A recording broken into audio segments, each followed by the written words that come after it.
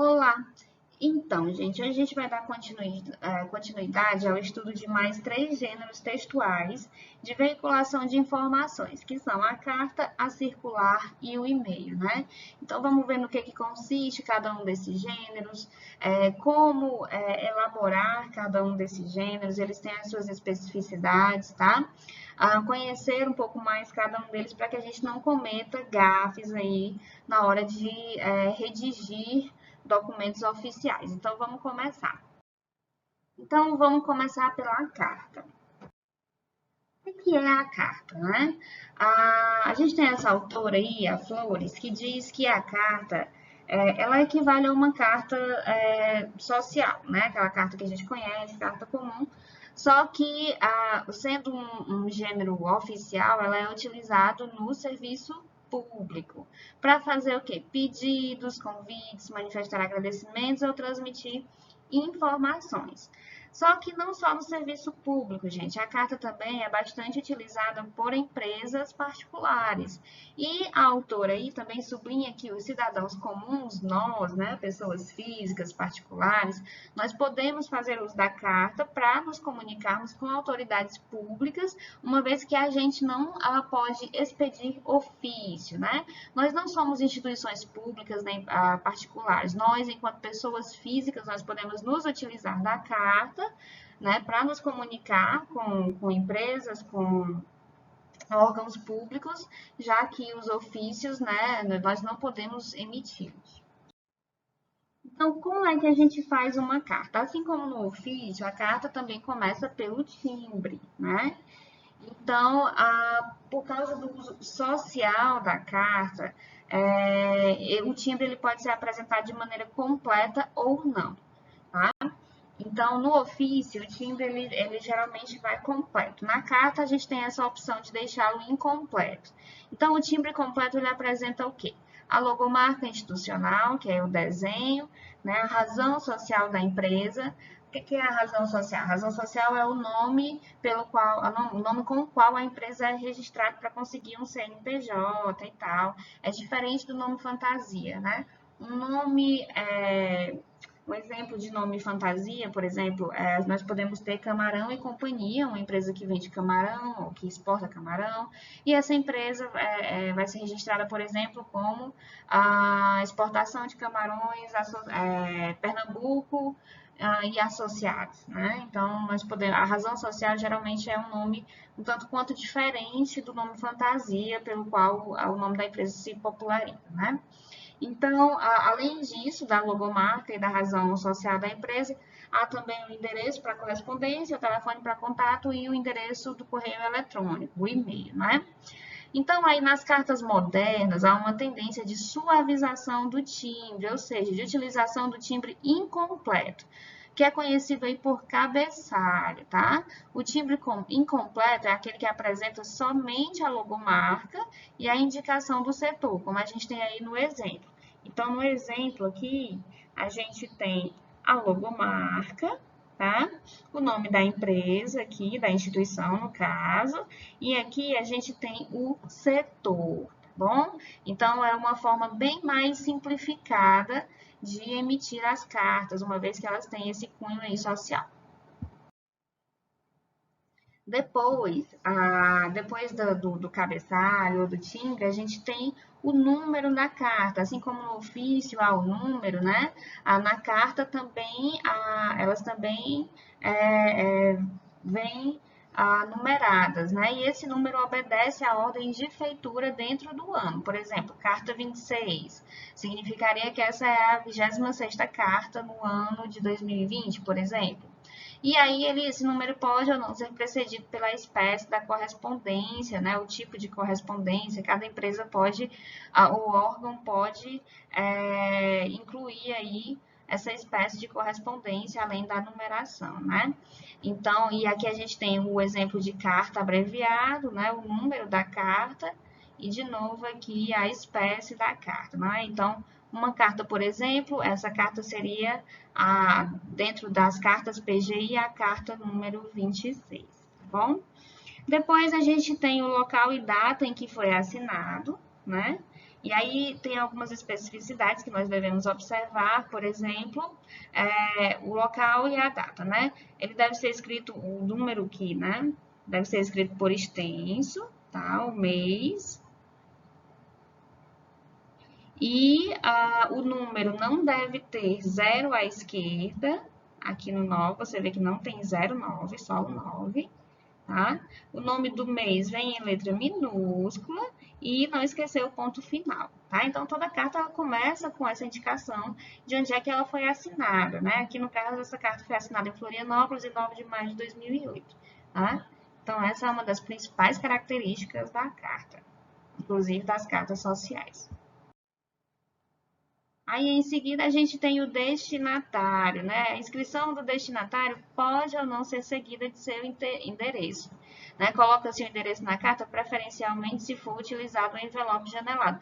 Para quem não sabe o que é o envelope janelado, é aquele envelope, geralmente é para folhas, pode ser para folhas A4, pode ser um envelope comum, que tem um plásticozinho no qual aparece ali, a carta é dobrada de uma forma que um endereço aparece por baixo desse plástico. E aí a gente consegue visualizar através do plástico o endereço, né? Mas você pode colocar ou não o endereço. Então, tá aqui o destinatário, né? Infotec Comercial, LTDA, setor de vendas. Então, a carta foi para a Infotec Comercial Limitada, setor de vendas, tá? E aqui a gente tem a abreviatura de atenção, né? Essa carta foi escrita para o senhor Marcos Aurélio. Atenção, senhor Marcos Aurélio, tá bom? E aí, note que um dos exemplos aqui, no caso, esse primeiro exemplo e o segundo exemplo, a gente não tem o uso do A. Olhem aqui. Aqui a gente tem o AU, Banco do Brasil, Agência Trindade. Aqui a gente tem a Infotec Comercial LTDA, Setor de Compras e Informações. Atenção, senhor Marcos Aurélio. A Universidade Federal de Santa Catarina, Departamento de Administração. Tá? Mas no primeiro caso aqui, nós não temos esse A aqui, né? A preposição com artigo. Tá? Então, esse A, ele é facultativo. Ele pode ocorrer ou não. E para destinar a carta a uma pessoa específica, né, como aqui a gente já falou, nós utilizamos o AT, tá? Aqui também a gente tem o AT, tá? Nesse caso, aqui a gente não tem, do Banco do Brasil, nós não temos o endereçamento a uma pessoa em específica, mas ao banco mesmo. Mas quando há o endereçamento a uma pessoa específica, nós utilizamos esse AT, tá? Que é a abreviatura de atenção. E aí as formas ATT, tá? Que é a abreviação da palavra inglesa attention, e A/C, aos cuidados, elas não são utilizadas, tá? Somente o AT de atenção, tá bom? Lembrando que se você não for direcionar a sua carta a uma pessoa específica, esse AT não vai existir aqui, né? Você vai colocar somente para a empresa, tá? Ou ao órgão público, né? Vamos lá. Aí, depois do destinatário, a gente tem o assunto e a referência, né? O assunto, da mesma forma que no ofício, ele é o resumo. Então, ele deve trazer em pouquíssimas palavras uma prévia satisfatória do conteúdo da correspondência. Então, o assunto, gente, ele precisa ser conciso e preciso, né? Então, ele deve dizer com poucas palavras, mas você deve ter uma ideia realmente do que aquela carta se trata, né? E a referência é a indicação do número do documento mencionado na carta. Por exemplo, aqui, né, a gente tem o assunto, aquisição de impressores. Então, tem que ser uma coisa bem clara e de poucas palavras. E a referência no caso, se esse assunto já foi tratado em outro documento, então, essa carta vai ter como referência aqui, por exemplo, sua carta proposta número 2, né? Então, se esse assunto já foi citado, a referência aparece aqui, dizendo onde isso foi citado, né? E aí, depois a gente tem o vocativo, tá? No ofício, a gente tem uma lista de vocativos para cada pessoa que você vai indicar a carta, né? Então, vocativos a gente tem números, né? Para um juiz seria meritíssimo, para um deputado seria excelentíssimo e tal. Mas aqui a coisa se simplifica mais.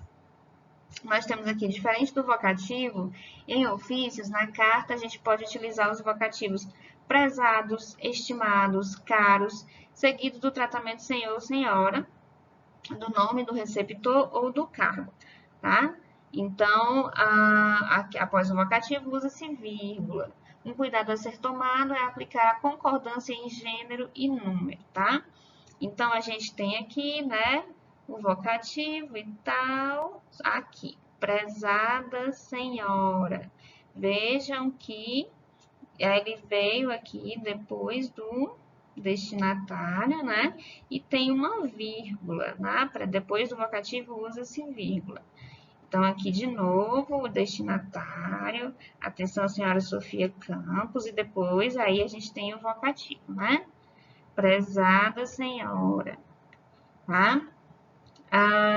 Aqui no caso, prezados senhores, vejam bem a concordância, né? Prezados senhores, tá? Então, a gente tem depois o texto, né? Obviamente, a parte muito a principal parte da carta, tá? E aí, geralmente, o padrão de carta utilizado hoje em dia, né? O mais comum é o blocado. Então, nesse tipo de carta, todas as linhas, né? Todo o texto ele é alinhado à esquerda, como a gente já vai ver, e a separação dos parágrafos é feita por, no mínimo, uma linha em branco. A redação do texto da carta deve ser simples, clara, objetiva e concisa. Além disso, em ambos os padrões, todo o texto deve receber alinhamento justificado no processador de texto. Então, tudo alinhado à esquerda e justificado, tá? Nome e cargo, né? O cargo e a função são mencionados na linha abaixo, tá? Nome e cargo. Da que traz grafado o nome, né? Não se coloca o traço ou a linha para assinatura, nem título ou profissão à esquerda do nome de quem assina, tá? Então, aqui o cargo não fica aqui, nem aqui, ele fica embaixo. E a gente não utiliza uma linha aqui para assinar, tá? Pronto, aqui a gente tem o modelo de carta, né? Então, a gente tem aqui o timbre ou cabeçalho, pode ser completo ou incompleto, né? Número da carta, local e data onde foi assinado, lembra que não tem zero, o mês com letra minúscula, ponto final. Depois o destinatário, né? O setor. E aí, se você vai direcionar uma pessoa específica, você vai colocar AT, né? Atenção.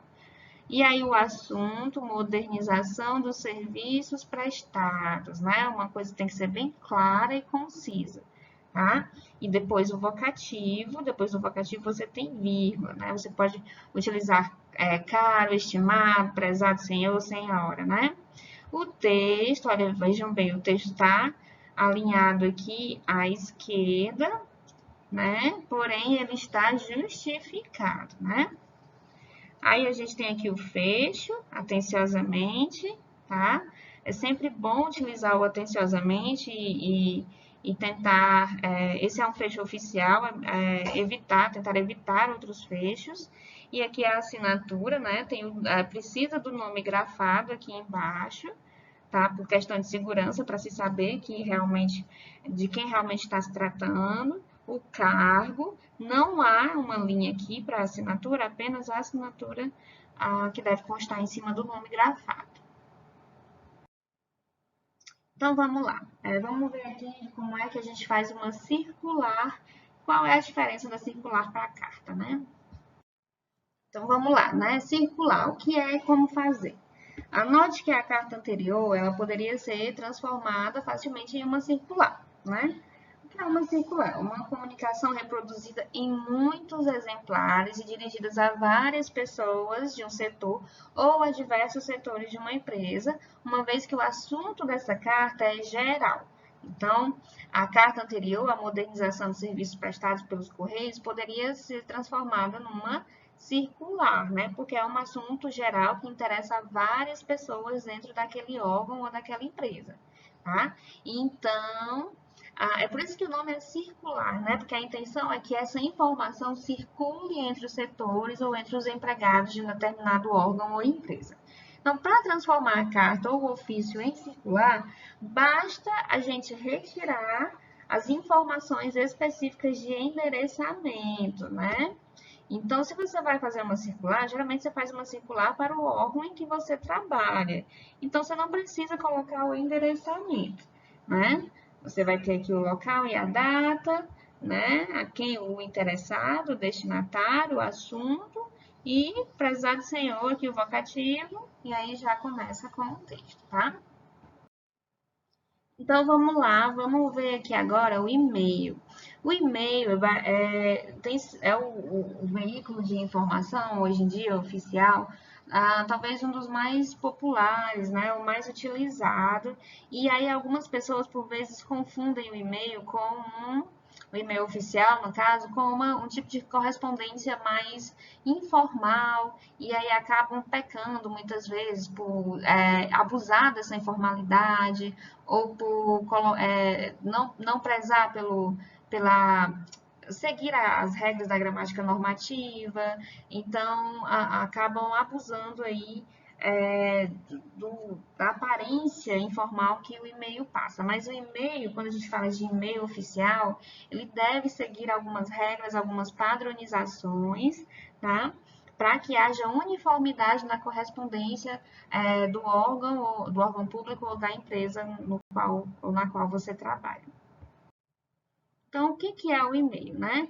Para começar, a gente pode dizer que a utilização do e-mail para comunicação, ela se tornou uma prática comum não só no âmbito privado, mas também na administração pública. E ele pode, sim, ser considerado um documento oficial, assim como o ofício, tá? Mas, assim, ainda assim, e por isso, na verdade, a gente deve evitar o uso de linguagem incompatível com uma comunicação oficial. Então, se é uma comunicação oficial, a linguagem deve ser compatível com essa característica. Então, nos termos da medida provisória número 2.200, dígito 2, de 24 de agosto de 2001, né, para que o e-mail tenha valor documental, é preciso o quê? É preciso que, na verdade, para que ele possa ser aceito como documento original, é necessário que exista uma certificação digital que ateste a identidade do remetente, segundo os parâmetros de integridade, autenticidade e validade jurídica da infraestrutura de chaves públicas brasileiras, né?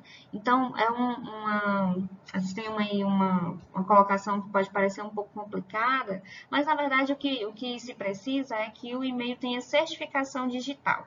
E quem confere a autenticidade dessas certificações digitais é justamente as chaves públicas brasileiras, o ICP Brasil, né? Então, o destinatário poderá reconhecer como válido, o destinatário aquele para quem eu mando o e-mail, ele pode reconhecer como válido o e-mail sem certificação digital ou com certificação digital fora da infraestrutura de chaves públicas brasileiras. Mas, né, contudo, se houver questionamento, aí vai ser obrigatória a repetição do envio do documento já com a sua certificação digital. Então, o e-mail, né? Como fazer o e-mail? Então, no e-mail a gente sabe que já tem lá o campo assunto. E assim como a carta, né, o assunto ele deve ser o mais claro e específico possível. Então, ele deve estar relacionado ao conteúdo global da mensagem. Quem recebe a mensagem deve identificar rapidamente do que se trata aquela mensagem. Tá? E quem envia poderá posteriormente localizar a mensagem na caixa do correio eletrônico. Então, a intenção do assunto aqui, além de escrever o que é o e-mail, que você tenha ali uma coisa prática, que você, ao digitar na busca desse e-mail, na caixa de e-mails, você o encontre, localize esse e-mail rapidamente. Então, deve-se assegurar que o assunto reflita claramente o conteúdo completo da mensagem para que não pareça ao receptor que se trata de uma mensagem não solicitada ou lixo eletrônico. Então, por exemplo, em vez de reunião, você vai colocar agendamento de reunião sobre a reforma da Previdência. Então, é uma coisa específica e clara, né? Então, uma coisa curta e clara, né? E aí, no local e data, né? O e-mail, ele já tem isso no corpo, no sistema, né? O local e a data. Quando você manda o e-mail, o dia e o local já estão registrados. Então, isso é desnecessário no corpo da mensagem, uma vez que o próprio sistema apresenta essa informação. Aí, saudação inicial, vocativo, né? Assim como a carta, a gente também deve iniciar um e-mail oficial pelo vocativo, né? Então, a gente tem o texto dos correios eletrônicos deve ser iniciado por uma saudação. Quando endereçado para outras instituições, para receptores desconhecidos ou para particulares, deve-se utilizar o vocativo conforme os demais documentos oficiais, ou seja, senhor, senhora, seguido do cargo respectivo, ou prezado senhor, prezada senhora. Por exemplo, você pode colocar saudações. Aí, o vocativo embaixo, como a gente tem no exemplo, senhor coordenador, vírgula. Sempre depois de vocativo, a gente usa a vírgula. Ou você pode colocar prezada senhora, vírgula, tá? O fecho, né? Atenciosamente, no caso a palavra atenciosamente, é o fecho padrão em comunicações oficiais. Padrão. Então, com o uso do e-mail, popularizou-se o uso de abreviações como ATT, né, como a gente viu na carta, e outros fechos, como abraços, saudações, que são amplamente utilizados, mas não devem ser utilizados em documentos oficiais, tá bom? E, portanto, se você está mandando um e-mail com um documento oficial, isso deve ser evitado. O correio eletrônico, em algumas situações, aceita uma saudação inicial e um fecho menos formais. No entanto, a linguagem do texto dos correios eletrônicos deve ser formal, como a que se usaria em qualquer outro documento oficial. Tá bom? Então, muita atenção, porque muitas pessoas pensam que por se tratar de um e-mail, você pode escrever informalmente, né? Abusando da linguagem coloquial. E não é o caso. Se você está mandando um e-mail oficial, né? Um e-mail da empresa, ou um e-mail do órgão público no qual você trabalha, você deve atentar para que a sua linguagem seja formal e para que todos os elementos daquele e-mail sejam formais também. Aí a gente tem o bloco de texto da assinatura, né? E sugere-se que todas as instituições da administração pública adotem um padrão de texto de assinatura. A assinatura do e-mail deve conter nome completo, cargo, a unidade, o órgão e o telefone do remetente. Então, é uma coisa bem completa. Então, a gente tem aqui, por exemplo, né? O nome completo, Maria da Silva, cargo, né? A assessora, e aí onde é que ela trabalha, né? Subchefia para assuntos jurídicos da Casa Civil. Então, aqui, numa linha só, ela colocou a unidade e o órgão no qual ela trabalha, e aqui a gente tem um número de telefone para contato. Sobre os anexos, né? A possibilidade de anexar documentos, planilhas e imagens de diversos formatos é uma das vantagens do e-mail. Né? Então, você pode anexar, por exemplo, arquivos de imagem, arquivos de PDF, enfim. A mensagem que encaminha algum arquivo deve trazer informações mínimas sobre o conteúdo do anexo. Então, vamos supor que você vai encaminhar um PDF bastante importante sobre informações de exportação do camarão neste ano, né? E aí, você deve colocar no corpo do e-mail, né, do que se trata aquele anexo, né? A pessoa que recebe o e-mail, você não pode enviar simplesmente o anexo, você tem que explicar minimamente do que se trata aquilo. E antes de enviar o anexo, é preciso avaliar se ele é realmente indispensável e se seria possível colocá-lo no corpo do correio eletrônico. Então, aquela mensagem precisa mesmo em anexo? Será que eu não posso falar de uma forma clara e concisa no corpo do e-mail? Né? Então, tudo que for dispensável, nós realmente devemos dispensar, devemos deixar de lado, tá? Para que o seu texto não fique longo e cansativo. Então, deve-se evitar o tamanho excessivo e o reencaminhamento de anexos nas mensagens de resposta. como eu falei, tudo que for possível ser feito para que não haja uma sobrecarga de informações no seu e-mail, para que não haja repetição ou informação desnecessária, né? Tudo isso deve ser evitado, tá? Os arquivos anexados devem estar em formatos usuais e que apresentem poucos riscos de segurança. Então, quando se tratar de documentos ainda em discussão, os arquivos devem ser enviados em formatos que possam ser editados. Então, se é uma coisa que está sendo construída, melhor enviar o arquivo em formato que possa ser editado. E aí as recomendações finais, né, são bastante interessantes, tá? Então, sempre que necessário, você deve utilizar o recurso de confirmação da leitura, tá? Caso não esteja disponível, você deve constar da mensagem de pedido de confirmação de recebimento. É sempre interessante que você peça para o seu destinatário confirmar o recebimento desse e-mail, tá? Para que você possa se resguardar. Apesar da imensa lista de fontes disponíveis nos computadores, mantém-se a recomendação do tipo de fonte, que no caso é a Calibre ou Carlito, tamanho 12, cor preta, para que esses documentos fiquem uniformizados, né? Então, a fonte é essa, tamanho tal e a cor preta. O fundo ou papel de parede eletrônicos não devem ser utilizados, porque eles não são apropriados para mensagens profissionais e eles sobrecarregam o tamanho da mensagem eletrônica. Então, nada de estar mandando aí papel de parede, colocando um fundo nas suas mensagens, não. Tudo deve ser uma coisa sóbria, né? A mensagem do correio eletrônico deve ser revisada com o mesmo cuidado com que se revisam outros documentos oficiais. Então, mais uma vez, não é porque nós estamos falando de um e-mail que ele vai ser, que você pode fazer o e-mail de todo jeito, de qualquer jeito. Não, você deve ser formal, revisar e ver se o seu e-mail está dentro do padrão de formalidade da língua portuguesa. O texto profissional dispensa manifestações emocionais, o seu texto deve ser sóbrio. Então, ícones, emoticons não devem ser utilizados. Os textos das mensagens eletrônicas não podem ser redigidos com abreviações.